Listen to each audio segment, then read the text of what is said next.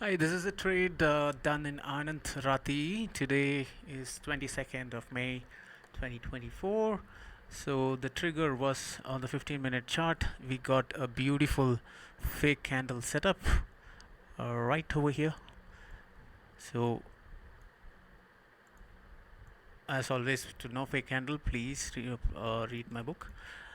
And I got a buy signal as soon as the high of the previous swing high, let me say, on a 15-minute chart was crossed, and my stop loss was 39.73, so giving me a risk reward ratio of 1 is to 4.5. So it went shot up in the next two bars.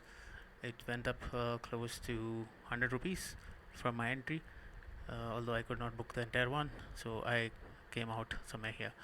And if I show you the 5-minute chart, it will be more clear on the rationale for my entry. So I got a very good risk reward ratio here. You can see there was a nice consolidation near the high, and then when it broke out, I entered. This was my stop loss and my target. As soon as it broke this close, I tried to sell, but it got executed at 40.56. That's a slippage that one has to live with.